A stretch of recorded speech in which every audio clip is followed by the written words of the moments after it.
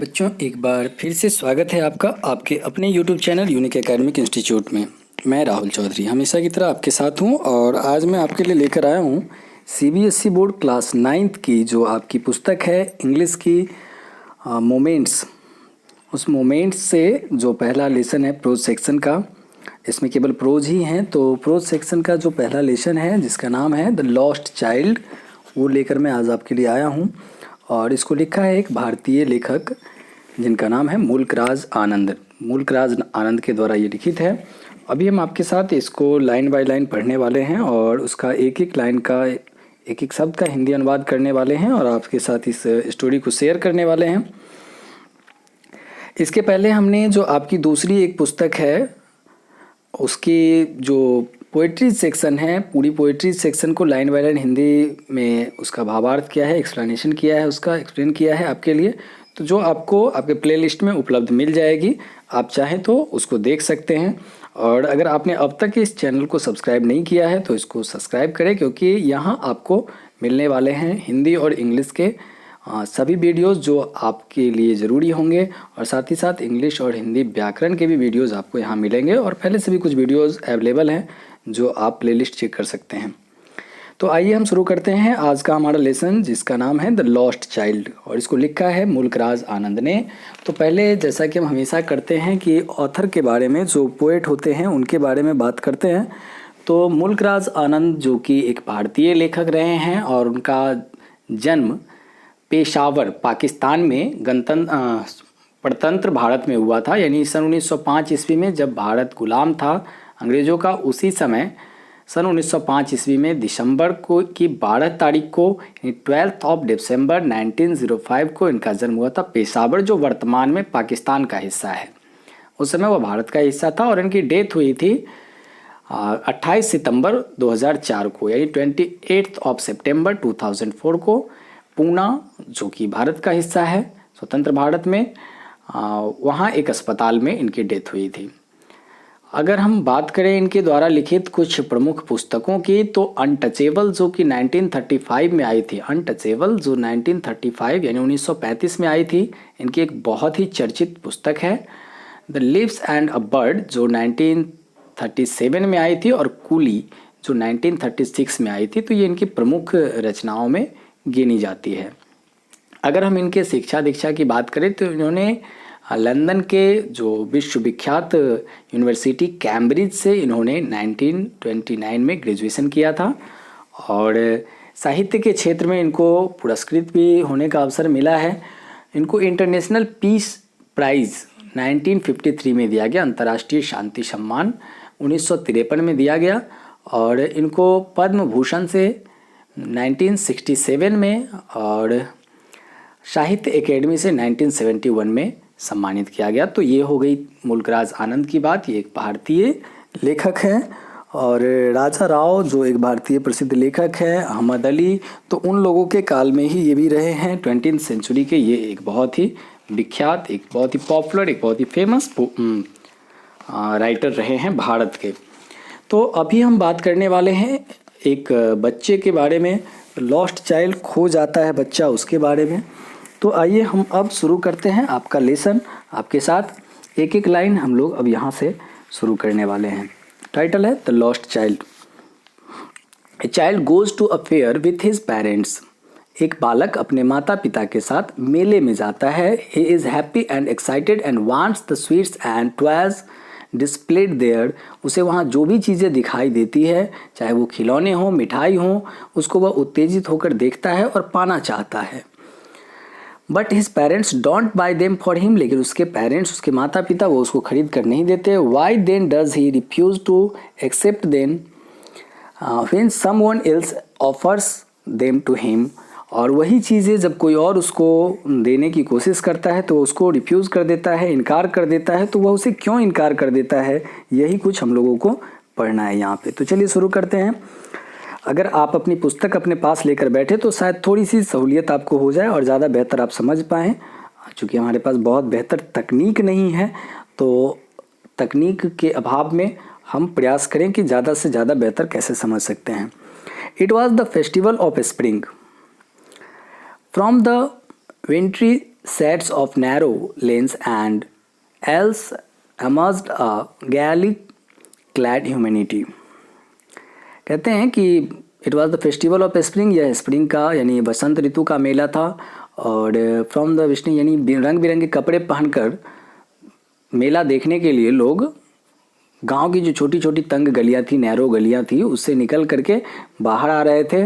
और some walked, some rode on horses, some walked यानी कुछ पैदल चल रहे थे, सम रोड ऑन हॉर्सेस कुछ घोड़े की सवारी कर रहे थे, other sat being carried in bamboo and bullock carts, और कुछ ऐसे लोग थे जो उछलते कूदते जा रहे थे, कुछ बैलगाड़ियों में बैठे हुए थे।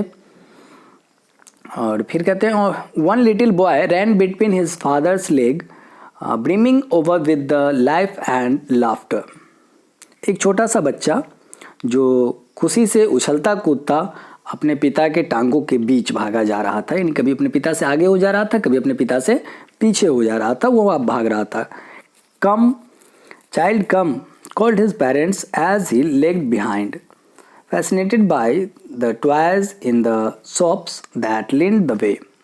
और जब वो पीछे आगे छूट जा रहा था तो उसके माता पिता उसे पुकारा करते थे कि बच्चे यहाँ आ जाओ, बेटा यहाँ आ जाओ।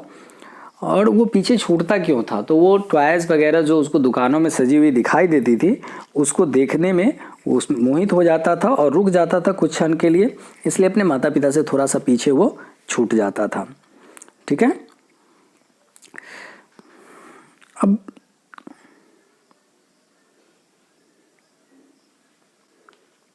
आगे देखते हैं। आगे क्या कहते हैं? He hurried towards his parents, his feet obedient to their call, his eyes still lingering on the receding toys as he came to where they had stopped to wait for him.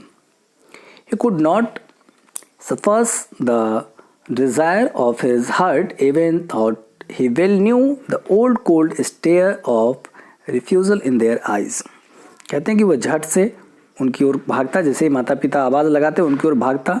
उसके पांव तो उधर भाग रहे होते, परंतु उसकी आंखें जो होती वो पीछे जो खिलौने छूट रहे होते वहीं पे टिकी होती। मतलब वो पीछे की तरफ देखता हुआ, दुकान की तरफ देखता हुआ अपने माता पिता की आवाज़ की ओर दौड़ता। जैसा अक्सर बच्चे करते ही हैं कि कोई चीज़ अगर पसंद आ रही हो तो नज़र ध्यान तो वहीं लगा होता है, लेकिन पेरेंट्स बुला रहे हैं तो वो भाग रहा होता है उधर दौड़ करके कि पीछे ना छूट जाऊँ, इसलिए वहाँ वो जा रहा होता है। और वहाँ जब उसके माता पिता जो होते हैं वो रुक करके as he came to where they had stop to wait for him, तो माता पिता रुक करके उसकी प्रतीक्षा कर रहे होते हैं। अब होता क्या है कि देखिए वो ज़्यादा देर तक अपने आप को रोक नहीं सका और कहता है I want that toy, he pleaded. उसने इच्छा जाहिर की कि मैं ऐसा चाह रहा हूँ कि मुझे ये मिले, ये मुझे मिल जाए, ये खिलौना मुझे चाहिए। और his father looked at him red eyed in his familiar trace as way. हालांकि वो अपने पिता को देख रहा था जो उसको रेड आइड यानी घूर रहे थे गुस्से में।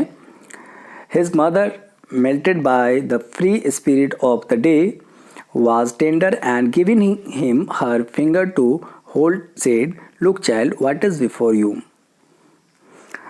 और पिताजी घूर रहे होते हैं, लेकिन माँ ने उसको क्या कहते हैं कि उसकी उंगली पकड़ी रखी है प्यार से और बोली देखो बच्चे आगे देखो। और माँ कहती है, माँ उसके बातों पे रिएक्ट करने की बजाय उसको बहला फुसला करके आगे ले जाने में विश्वास रखती है। तो माँ चाहती है कि वो आगे बढ़ जाए, लेकिन पिताजी उसको घूर रहे हैं, उसको लाल लाल आंखें दिखा रहे हैं, तो वो डर भी उसके दिमाग में कहीं ना कहीं बना हुआ है। It was a plodding mustard field feel like melting gold as it swept across miles and miles of even land.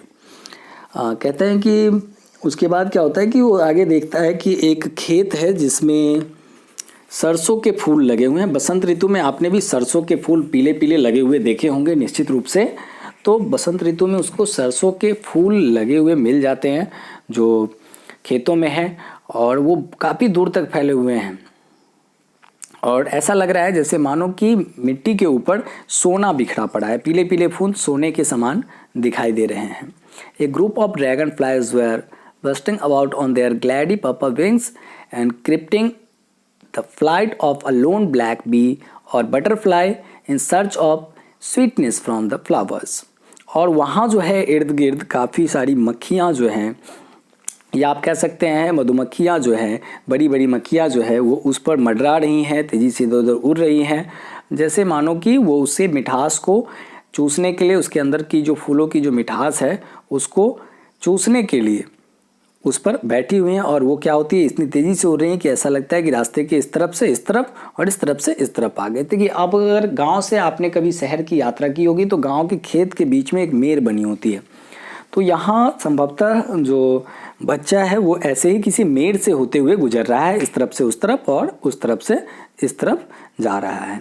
तो वहाँ पे सरसों के जो फूलों को देखता है तो देखता है कि उस पर बहुत सारी मक्खियाँ जो है भिन भिन आ रही हैं, जो एक तरफ से उड़ के दूसरी तरफ जाती है और शायद वो उन फूलों के जो मिठास है उसको पाने के लिए भिन भिन आ रही हैं। ठीक है। द चाइल्ड फॉलोड देम, बच्चा उसका अनुसरण करता है, in the air with his gaze till one of them would still its wings and rest and he would try to catch it but it would go fluttering flapping up into the air. When he had almost caught it in his hands, then his mother gave a cautionary call, come child, come on to the footpath। तो बच्चा क्या करता है कि उनमें बैठी उन butterfly को, तितलियों को पकड़ने की कोशिश करता है, और जब भी वो पकड़ने की कोशिश करता है तो तितलियाँ उड़ जाती हैं। आपने भी बहुत प्रयास किए होंगे फूल पर बैठे हुए तितलियों को पकड़ने का, और आप जैसे ही प्रयास करते हैं तो आपको पाते हैं कि वो उड़ जाती हैं। तो कई बार तो वो उनको पकड़ने की कोशिश करता, वो स्वतः ही उड़ जाती है, और कई बार ऐसा होता है कि जब वो उनको पकड़ने ही वाला होता तो माँ आवाज़ लगा देती है कि बेटा जल्दी दौड़ते हुए आ जाओ, आगे पगडंडी है, इसलिए माँ उसको आवाज़ लगाती, और माँ आवाज़ लगाती, बच्चे का ध्यान भटकता और तितली फिर उड़ जाती। तो माँ उसको बुला लेती पगडंडियों पर, यानी खेत की मेड़ पर। अब देखिए, अभी तक जो हमने पढ़ा उसको एक बार हम रिवाइज कर लेते हैं कि बसंत के महीने में शहर में मेला लगा और एक बच्चा अपने मम्मी पापा के साथ उस मेले की यात्रा पर निकलता है।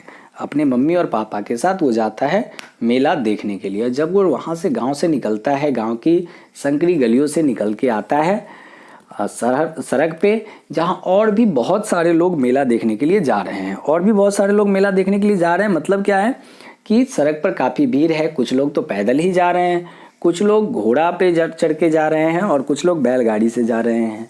यह बच्चा छोटा है और दुकानों पर जब वो खिलौनों को लटका हुआ झूलता हुआ देखता है तो उसको देख करके वो उसमें खो जाता है, और इस कारण कई बार ऐसा होता है कि वह अपने माता पिता से पीछे छूट जाता है।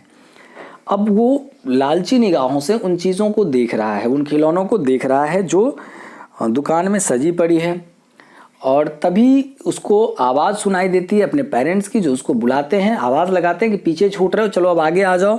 तो वो दौड़ता हुआ अपने पेरेंट्स के पास जाता है। दौड़ता हुआ वह जाता तो है, लेकिन उसका ध्यान उन खिलौनों पर ही टंगा रहता है।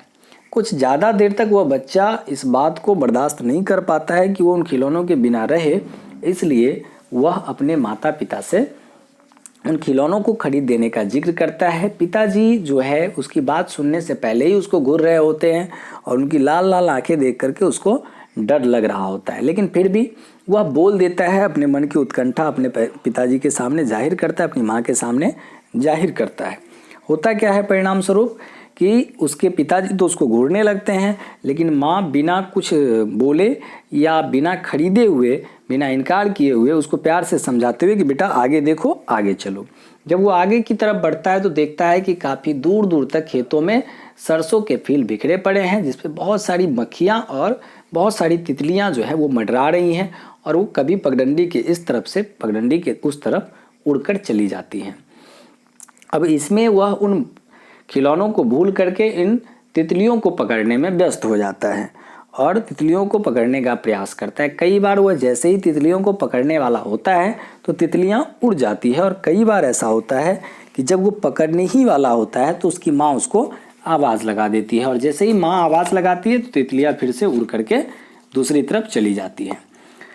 अब देखिए, he ran towards his parents gaily and walked abreast of them for a while, being however soon left behind, attracted by the little insects and worms along the footpath that were teeming out from their hiding places to enjoy the sunshine. वह खुशी से अपने माता पिता की ओर भागा और कुछ देर तक उनके साथ चला, परंतु फिर पीछे रुक गया उन कीड़े मकोड़ों की पंक्तियों को देखने के लिए जो अपने बिलों से धूप सेकने के लिए बाहर निकले थे। अब कुछ देर जब आवाज़ सुनता है बच्चा तो दौड़ता हुआ भागता हुआ अपने माता पिता के पास जाता है। कुछ देर तक सारी बातें भूल करके उनके साथ आगे बढ़ता है, मेले की तरफ बढ़ता है, लेकिन कुछ ही देर के बाद वो क्या होता है, फिर रुक जाता है और रुक करके देखने क्या लगता है, उन तितलियों को, उन मक्खियों को जो धूप सेकने के लिए, यानी बसंत का ऋतु है तो धूप सबको प्यारा लगता है उस महीने में, तो धूप सेकने के लिए जो वो मक्खियाँ बाहर निकल करके आई हैं और धूप सेक रही हैं, यह देखने के लिए वो रुक जाता है। Come child come, his parents called from the shade of a grove where they had seated themselves on the edge of a well. He ran towards them. और उसके बाद क्या होता है, फिर से उसको जब वो पीछे छूटता है तो फिर से उसको माता पिता की आवाज़ सुनाई देती है। वो कहते हैं आओ बच्चे आओ, और कहाँ से आवाज़ लगाते हैं तो जहाँ उनके माता पिता बैठे होते हैं, झुरमुट के पास एक कुएं के किनारे बैठे होते हैं, यानी कि एक थोड़ा सी छाया किसी जगह रहती है तो उस छाये में उसके माता पिता बैठे होते हैं। किसके साथ बैठे होते हैं, तो माता पिता एक कुएं के साथ, एक कुएं के पास बैठे होते हैं। ठीक है, तो माता पिता एक कुएं के पास बैठे होते हैं और वहाँ से उसको आवाज़ लगाते हैं कि बेटा इधर आ जाओ, और फिर वह बच्चा उनकी आवाज़ सुनता है और दौड़ता हुआ भागता हुआ उनके पास पहुँच जाता है। उसके बाद देखते हैं, A shower of young flowers fell upon the child as he entered the grove, and forgetting his parents, he began to gather the raining petals in his hands. But lo, he heard the cooing of doves and ran towards his parents, shouting the dove. The raining petals dropped from his forgotten hands. जब बच्चा उस कुंज में पहुंचा तो उस पर कलियों की बौछार गिरी, और जब अब वह अपने माँ बाप को भूलकर उन गिनती हुई कलियों को समेटने में लग गया, तभी उसे एक पक्षी जो के कूकने की आवाज़ सुनाई पड़ी, और वह उस पक्षी का नाम जो कि फाख्ता था, फाख्ता कहता हुआ अपने माँ बाप के पास दौड़ा और उसके हाथ से पंखुड़ियाँ छूट गई। अब क्या है कि वो जो बच्चा है वहाँ से दौड़ते हुए उस झिरमुट के पास पहुँचा, और झिरमुट के पास जब पहुँचा तो वहाँ उसे बहुत सारी कलियाँ, फूलों की कलियाँ दिखाई दी जो बिखरी पड़ी थी, और वह दोनों हाथ से उन कलियों को समेटने लगा। अब जैसे ही वह उन कलियों को समेटने लगा तो क्या हुआ कि तभी उसको फाख्ता की आवाज़ सुनाई दी, और वह फाख्ता के पीछे भागा और भूल गया कि उसके हाथ में फूलों की कलियां थी जो अब चारों तरफ बिखर चुकी थी। होता क्या है कि वह बच्चा अभी तक खुद को स्थिर नहीं कर पाया है, यानी वह रास्ते की हर चीज़ का आनंद ले लेना चाहता है, और इस क्रम में वो बार बार अपने पेरेंट्स से पीछे छूट जा रहा है और पेरेंट्स आगे निकल जा रहे हैं। जब भी पेरेंट्स आगे निकल जा रहे हैं तो फिर वो उसको आवाज़ लगाते हैं और बच्चा भागता है और पिछली चीज़ों को भूलकर आगे की तरफ गुम हो जाता है, पिछली बातें भूल जाता है और आगे की बातों में फिर से उलझ जाता है। तो अब वह उन फूलों को भी भूल चुका है और फाख्ता फाख्ता कहता हुआ अपने माँ बाप के पास दौड़ गया। कहते हैं, और फिर जब वो वहाँ पहुँचता है, the raining plants dropped from his forgotten hands, वो सारी चीज़ें उसके हाथ से गिर गई। Come child come, they call to the child who had now gone running in the wild creepers round the banyan tree, and gathering him up they looked the narrow winding footpath which led to the fair through the mustard fields. तभी फिर से उसे अचानक आवाज़ सुनाई देती है, किसकी? माता पिता की, जो उसको आवाज़ लगा रहे हैं कि कम चाइल्ड, बच्चे इधर आ जाओ। वह दौड़ता हुआ, उछलता हुआ अपने माँ बाप के पास पहुँचता है। तभी वहाँ उसे एक बहुत बड़ा सा पेड़ दिखाई देता है, जिसके चारों ओर वह घूमने लगता है, नाचने लगता है, और उसे साथ लेकर वे सरसों के खेत में, अब वो माँ बाप फिर उसको पुकारते हैं और माँ बाप के पास जाता है, तो माँ बाप उसे साथ लेकर सरसों के खेत में घूम कर जाने वाली जो पगडंडियाँ थी, जो मेले की ओर जाती थी, उधर की तरफ वो लोग अब मुड़ गए हैं।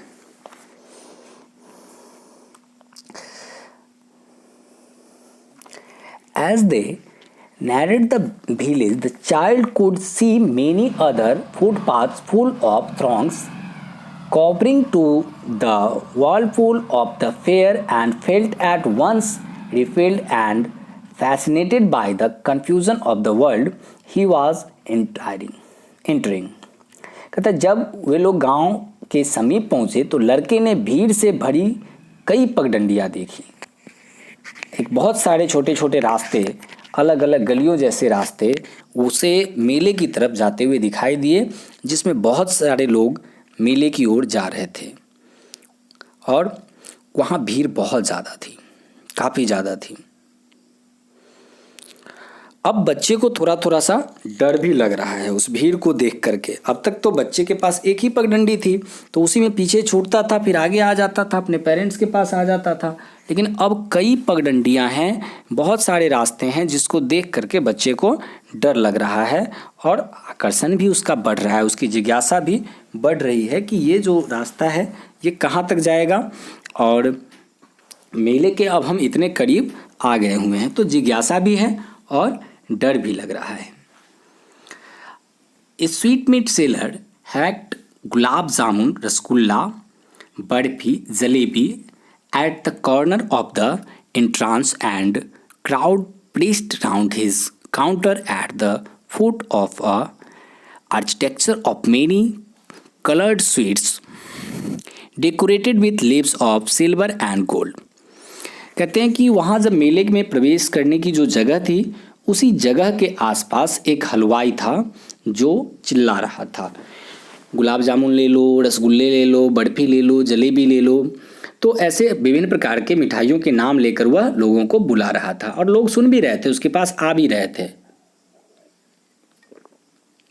वैसे मेले में सबसे ज़्यादा बिकती है जलेबी, तो वह जलेबी ले लो, बर्फी ले लो, रसगुल्ले ले लो, ऐसा करके लोगों को बुला रहा था। और मिठाइयाँ भी बड़ी अच्छी सी दिखाई दे रही थी, जिसके ऊपर सिल्वर के लिप्स लगे हुए थे, यानी सिल्वर और गोल्ड के ऊपर से उसको कवर्ड किया गया था प्लेट से, पत्तों से। आपने भी देखा होगा कि जब आप मिठाई खरीदने जाते हैं तो कुछ पे चांदी के वर्क लगे होते हैं, कुछ पे सोने से वर्क लगे होते हैं। अब वो चांदी सोने होते हैं ये तो नहीं पता, लेकिन वर्क लगे होते हैं और वो बहुत सुंदर लग रहे होते हैं। तो ऐसा ही लगा हुआ था। तो चारों ओर मिठाई दुकान के जो है भीड़ जमा थी और वो मिठाई ले भी रही थी और धक्कम धक्का भी कर रही थी।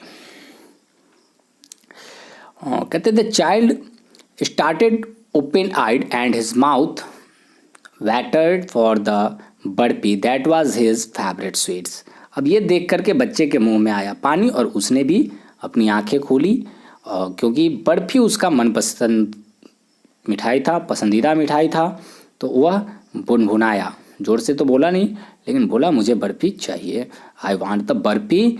ही slowly murmured, but he half knew as he begged that his play would not be heeded because his parents would say he was greedy. So without wanting for an answer, he moved on. वह इस बात से तो अवगत था कि उसके parents उसकी वो मांग पूरी करेंगे नहीं, तो इसलिए वो आधा ही बोला कि मुझे बर्फी चाहिए। और फिर उसने ये सोचा कि कहेंगे कि तू बड़ा लालची है, चटोरा है, खाने पीने के पीछे पड़ा रहता है, इसलिए उसने बोला तो कि मुझे बर्फी चाहिए, लेकिन बिना उन लोगों के उत्तर की प्रतीक्षा किए फिर से वो आगे उन लोगों के साथ पीछे पीछे चलने लगा। अब देखिए, a flower seller whacked a garland of gulmohar, the child seemed irresistibly drawn. He went towards the basket where the flowers lay, heaped and half murmured, I want that garland. But he well knew his parents would refuse to buy him those flowers because they would say they were cheap. So, without waiting for an answer, he moved on. अब आगे कुछ दूर बढ़ा तो उसने देखा कि एक गुलदस्ता बेचने वाला है, तो वो बेच रहा है गुलमोहर की माला, गुलमोहर की माला। अब बच्चा उसको देखता है, उसकी तरफ आकर्षित हो जाता है। बच्चा तो स्वभाव से बच्चा ठहरा,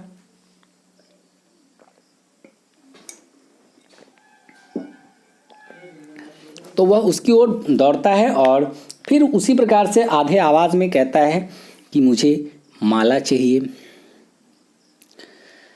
वह भुनभुनाया मन ही मन कि मुझे माला चाहिए, लेकिन फिर वो भली भांति समझ गया कि माँ बाप तो उसे वो दिलाने वाले हैं नहीं, वो कह देंगे कि वो घटिया हैं। तो फिर बेचारे ने बिना आंसर के लिए प्रतीक्षा किए उन लोगों के साथ पीछे पीछे हो लिया। अब देखिए, अब बच्चा जो है वो मेले में पहुंच चुका है, बच्चा मेले तक पहुंच चुका है।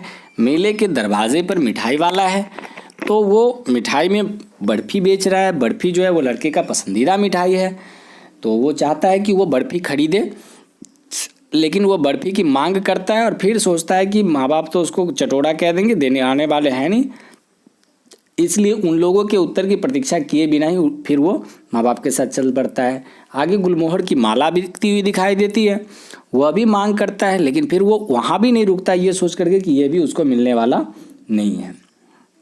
अब देखते हैं आगे क्या क्या वो चाहता है और फिर ये सोचकर आगे बढ़ जाता है कि उसे नहीं मिलने वाला है। A man stood holding a pole with yellow, red, green and purple balloons flying from it. The child was simply carried away by the rainbow glory of their silken colors, and he was filled with an overwhelming desire to possess them all.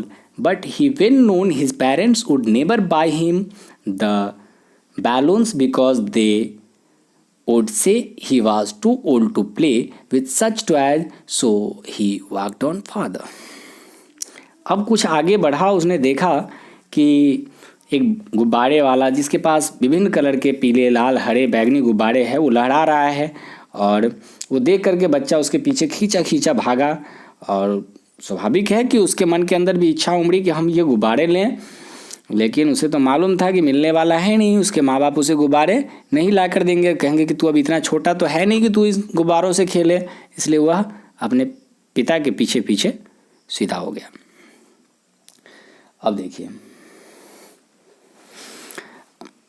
बच्चा जो है वो विभिन्न चीज़ों को देखता है और फिर जब उसको लगता है कि मिलने जाना तो है नहीं, तो फिर आगे बढ़ जाता है। उसके बाद है a snake charmer stood playing a flute to a snake which coiled itself in a basket, its head raised in a graceful bend like the neck of a swan, while the music stole into its invisible ears like the gentle rippling on an invisible waterfall. The child went towards the snake charmer, but knowing his parents had forbidden him to hear such coarse music as the snake charmer played, he proceeded farther. अब आगे वह बच्चा बढ़ता है, देखता है एक सपेरा जो है वह बीन बजा रहा था और उसका सांप टोकरी में कुंडली मारकर बैठा था, यानी गुलाब जो कुंडली मार के बैठना कहते हैं कि गोल गोल होकर के बैठना, और अपनी गर्दन को ऊपर उठाई थी और वह हंस के समान दिखाई दे रहा था। और वह बीन का जो धुन था वो पानी के झरने की लहरों की भांति धीरे धीरे उसके अदृश्य कानों में, मतलब ऐसा लग रहा था कि वो बहुत ही मधुर सा संगीत उस लड़के को सुनाई दे रहा था। बच्चा दौड़ते दौड़ते सपेरा के पास गया। फिर उसे याद आ गया कि उसके माँ बाप उसे सपेरों का अशिष्ट संगीत सुनने से मना किया हुआ था और वह वहाँ भी न रुका और आगे चल दिया। यानी बच्चा पूरी तरह से कुछ चीज़ को देखता है, आकर्षित होता है और फिर अपने पेरेंट्स के बारे में सोचता है जो उसको दिलाने वाले तो है नहीं, तो फिर वो आगे बढ़ जाते हैं। There was a roundabout in full swing, men, women and children carried away in a whirling motion, shrieked and carried with dizzy laughter. The child watched them intently and then he made a bold request. I want to go on the roundabout, please, father, mother. There was no reply. He turned to look at his parents. They were not there ahead of him. He turned to look on either side. They were not there. He looked behind. There was no sign of them. अब क्या होता है कि आगे वो जा रहा है तो आगे देखता है कि आगे जो है झूला लगा हुआ है बड़ा सा, और उसको बहुत सारे बच्चे, पुरुष, स्त्री सब उस झूले का आनंद उठा रहे हैं, सब उस झूले को झूल रहे हैं। अब यह बच्चा उसको देखता है और इससे अब बर्दाश्त नहीं होता है और वह चिल्लाता है, मैं भी झूलूंगा, मैं भी झूले पर बैठूंगा, मैं भी झूला झूलूंगा। लेकिन वह बोलता है, उसे अपने माता पिता की आवाज़ सुनाई नहीं देती, और जब माता पिता की आवाज़ उसको सुनाई नहीं देती है वो पलट कर पीछे देखता है तो पीछे माता पिता नहीं है। फिर एक तरफ देखता है, वहाँ भी नहीं है, आगे देखता है, आगे भी नहीं है, दूसरी तरफ देखता है, वहाँ भी नहीं है, कहीं अब माता पिता के उसको पता ही नहीं चला। अब वो बच्चा, अब हम लोग एक बार फिर से यहाँ तक जो हमने पढ़ा है उसका विश्लेषण करने का प्रयास करते हैं कि एक बच्चा अपने माता पिता के साथ मेले में घूमने जा रहा है। जब वो मेले में घूमने जाता है माता पिता के साथ तो रास्ते में उसे बहुत सारी चीज़ें दिखाई देती है और हर चीज़ को देखकर वह आकर्षित होता है, और इस क्रम में क्या है कि अपने माता पिता से पीछे छूट जाता है। फिर माता पिता बार बार उसको आवाज़ लगाते हैं, वो भागता हुआ अपने माता पिता के पास आता है, और जितनी बार भागकर वो अपने माता पिता के पास आता है फिर आगे बढ़ता है, फिर किसी दूसरी चीज़ को देखता है, फिर रुक जाता है और पीछे छूट जाता है। फिर वह मेले में पहुंचता है, मेले में वह मिठाई वाले को देखता है, मिठाई खरीदने की इच्छा होती है लेकिन फिर चुप हो जाता है। मिठाई वाले के बाद फिर वो देखता है बैलून वाले को देखता है, फिर खरीदने की इच्छा होती है, फिर चुप हो जाता है कि पेरेंट्स नहीं खरीद देंगे। गुलमोहर की माला देखता है, फिर इच्छा होती है खरीदने की, फिर बोलता है, और इस क्रम में उसने कभी पलटकर यह ध्यान नहीं दिया कि उसके पेरेंट्स उसके साथ हैं या नहीं हैं। ऐसा होते होते वह उसके बाद सपेरे के पास जाता है, वहाँ भी उसको फ्लूट यानी बांसुरी खरीदने की इच्छा होती है, फिर वह सोचता है कि ये नहीं खरीद देंगे पेरेंट्स, वहाँ से भी आगे बढ़ जाता है, लेकिन झूला देखता है, वहाँ रुकता है और वह इच्छा जाहिर करता है कि वह झूला झूलेगा।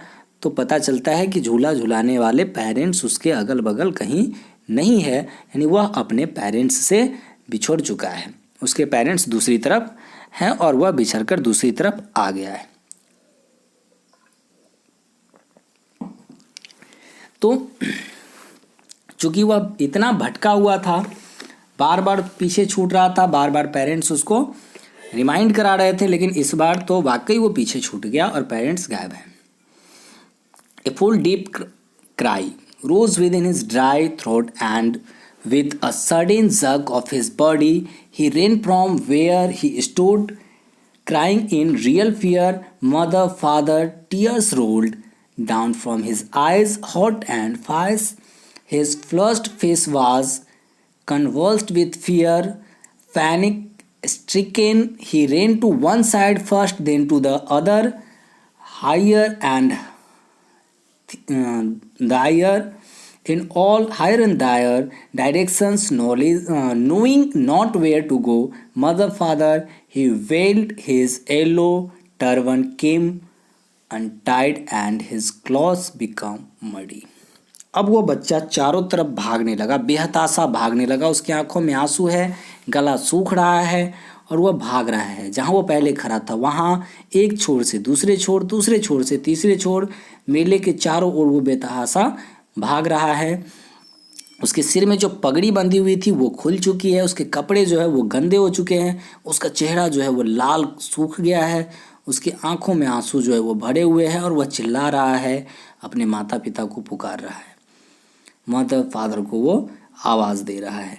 Having run to and fro in a rage of running for a while, he stood, defended his carriage, suffused into sobs. At a little distance on the green grass, he could see through his family as men and women talking. He tried to look intently among the passage of bright yellow clothes, but there was no sign of his father and mother among these people who seemed to laugh and talk just for the sake of laughing and talking. वह भागता रहा काफी तेजी के साथ, इधर से उधर कुछ देर दौड़ने के बाद वह थक कर हार कर खड़ा हो गया। जो उसकी चीखें काफ़ी तेज थी पहले, अब सिसकियों में दब गई। अपनी धुंधली आंखों से कुछ दूरी पर हरी घास पर खड़े कुछ लोगों को उसने बातें करते देखा। पीले कपड़े पहने उन लोगों के समूह में उसने अपने माँ बाप को ढूंढा, परंतु उनमें वे न थे। वे लोग तो बिन बात के हंस रहे थे और बातें कर रहे थे। अब वो चारों ओर अपने माँ बाप को ढूंढ रहा है। अब उसको मेले में कुछ अच्छा नहीं लग रहा है और वह भाग रहा है एक छोर से दूसरे छोर से तीसरे छोर। थक गया। जब थक गया तो परिणाम क्या हुआ कि अब वह बहुत ज़ोर से चिल्ला नहीं पा रहा है। अब वह सिसक रहा है, आंखों के आंसू जो है वो सूख गए हैं। थक हार कर एक जगह खड़ा होता है तो देखता है कि कुछ लोग आपस में बात कर रहे हैं, हंस रहे हैं बेवजह। उसे थोड़ी सी आशा होती है कि शायद इसमें मेरे भी मम्मी पापा हो, लेकिन ऐसा नहीं होता है।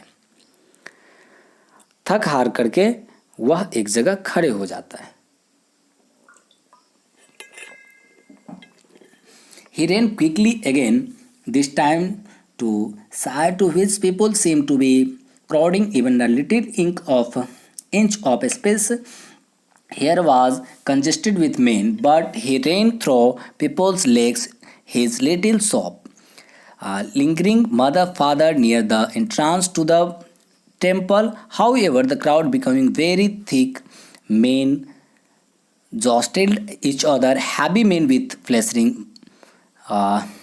murderous eyes and hafty soldiers. The poor child struggled to thrust away between their feet, but knocked to and fro by their brutal movements, he might have been trampled underfoot had he not stricken at his highest pitch of his voice. Father, mother, a man in a surging crowd heard his cry and, stopping with great difficulty, lifted him up in the arms.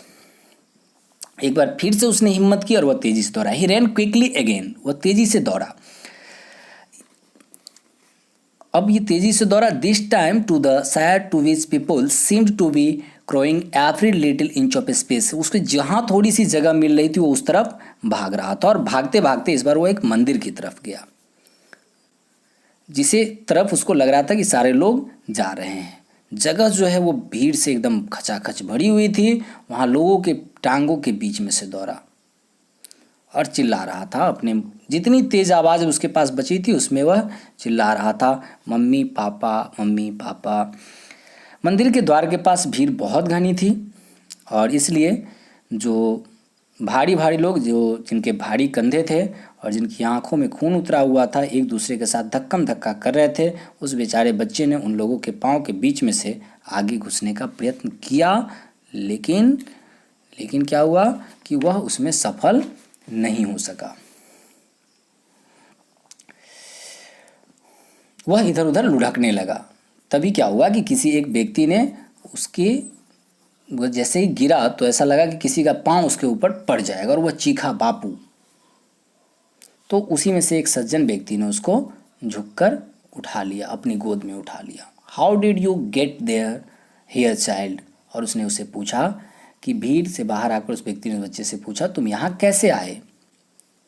Whose baby are you? तुम किसके बच्चे हो? He man asked as he strayed clear of the mass. The child wept more bitterly than ever now and only cried, I want my mother, I want my father. और इतना सुनने के बाद वह बच्चा और भी जोर जोर से रोने लगा, मुझे तो अपनी माँ चाहिए, मुझे अपना बापू चाहिए। The man tried to soothe him by taking him to the round about. Will you have a ride on the horse? He gently asked as he approached the ring. The child's throat tore into a thousand shrill sobs and he only shouted, I want my mother, I want my father. अब वो सज्जन व्यक्ति उस बच्चे को चुप कराने के लिए लेकर के गया उस झूले के पास। कहा, तुम घोड़े पर बैठोगे? बच्चे ने फूट फूट कर रोते हुए कहा, मुझे तो माँ चाहिए, मुझे अपना बापू चाहिए। ये वही बच्चा है जो कुछ देर पहले ये सोच रहा था कि उसके माँ बाप कंजूस हैं और उसको कुछ खरीद कर देने वाले हैं नहीं, और अब वही बच्चा है जो कहता है कि मुझे तो अपना माँ बाप ही चाहिए, मुझे मेरे माँ चाहिए, मुझे मेरा बाप चाहिए। उसके बाद क्या होता है, the man headed towards the place where the snake charmer still played on the flute to the swing cobra.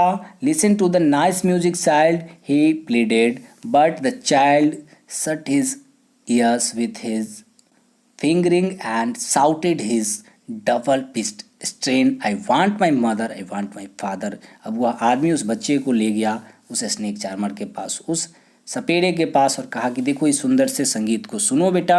उस बच्चे ने अपने दोनों कान में उंगली डाली और कहता है कि मुझे मेरी माँ चाहिए, मुझे मेरा पिता चाहिए, मेरा बाप चाहिए। The man took him near the balloons, thinking the bright colors of the balloons would distract the child's attention and quieten him. Would you like a rainbow colored balloon? He simply asked. The like child turned his eyes from the flying balloons and just sobbed, I want my mother, I want my father. अब वह आदमी उस बच्चे को लेकर गया कहाँ? Balloon वाले के पास, और कहा कि क्या तुमको एक सतरंगी बैलून चाहिए? बच्चे ने कहा, नहीं, मुझे कुछ नहीं चाहिए, मुझे मेरे माँ चाहिए, मुझे मेरा बाप चाहिए, मेरे बापू चाहिए, मेरे पापा चाहिए, मेरी माँ चाहिए।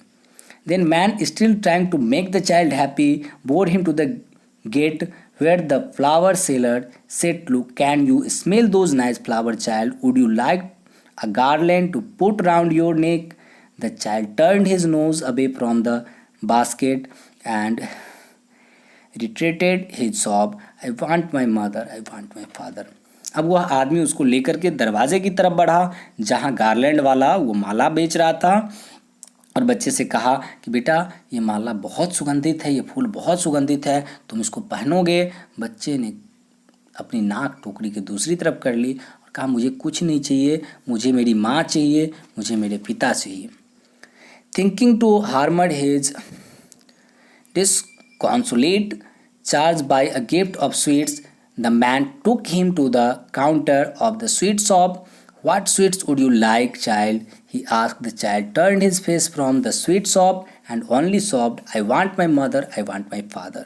अब वह आदमी उस बच्चे को लेकर स्वीट शॉप पर गया जहाँ की बर्फ़ी इस बच्चे को बहुत पसंद थी, और बच्चे ने दूसरी तरफ अपना मुंह किया और कहा कि मुझे मेरी माँ चाहिए, मुझे मेरा पिता चाहिए, मुझे कोई मिठाई नहीं चाहिए। जबकि उसने पूछा था उससे कि तुम्हें कौन सा मिठाई पसंद है, कौन सा मिठाई खाओगे। ये बहुत ही अच्छी कहानी ये रही है। एक बार हम लोग इस पर सरसरी निगाह डालते हैं और समझने का प्रयास करते हैं कि ये क्या मैसेज देता है। तो यहाँ मुल्कराज आनंद जी के शब्दों में एक बच्चा अपने माता पिता के साथ बाजार की तरफ निकलता है और मेला देखने जाता है बसंत का। पूरे रास्ते उसे बहुत सारी चीज़ें दिखाई देती है और वो उनको रुक कर देखने का प्रयास करता है। माता पिता आवाज़ लगाते हैं, वो दौड़कर वहाँ उन लोगों तक पहुँच जाता है। मेला में पहुँचता है तो मेले में उसे बहुत सारी चीज़ें मिलती है, दिखाई देती है, और वह उन्हीं चीज़ों में खो जाता है। उन्हीं चीज़ों में खो जाता है, जैसे उसे बर्फ़ी दिखाई देती है, वो खाना चाहता है, उसे फूलों की माला दिखाई देती है, वो पहनना चाहता है, बैलून दिखाई देती है, वो ख़रीदना चाहता है, उड़ाना चाहता है, उसे झूला दिखाई देता है, स्नेक चार्मर सपेरा दिखाई देता है, वो उसे फ्लूट खरीदना चाहता है, उसे झूला दिखाई देता है, वो झूलना चाहता है। लेकिन इस सब चाहत में वो अपने पेरेंट्स को भूल जाता है और पेरेंट्स से बिछड़ जाता है। ये सारी चीज़ें उसे ऐसी लगती है कि उसके पेरेंट्स जो है वो अच्छे नहीं हैं, वो उनको एफर्ट नहीं करा देंगे, उसको उपलब्ध नहीं करा देंगे, और इसलिए वह उन चीज़ों को मांगने की चेष्टा भी नहीं करता है। लेकिन अचानक से उसे महसूस होता है कि वो अपने पेरेंट्स से बिछड़ चुका है, और फिर वह ज़ोर ज़ोर से रोने लगता है, अपने पेरेंट्स को ढूंढता है और ढूंढते ढूंढते उसे कोई एक सज्जन मिलते हैं जो उस बच्चे को अपने साथ लेते हैं, और बच्चा जब रो रहा होता है तो उसको चुप कराने के लिए वही सारी चीज़ें उसको उपलब्ध कराने की बात करते हैं जो उस बच्चे को बहुत पसंद था। लेकिन अब बच्चे को कुछ नहीं चाहिए, उसे अपने पेरेंट्स ही चाहिए।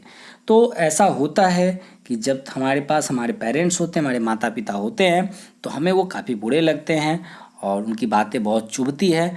लेकिन जब हम अपने पेरेंट्स से दूर होते हैं तो निश्चित रूप से हमें महसूस होता है उनकी अहमियत अपनी ज़िंदगी में।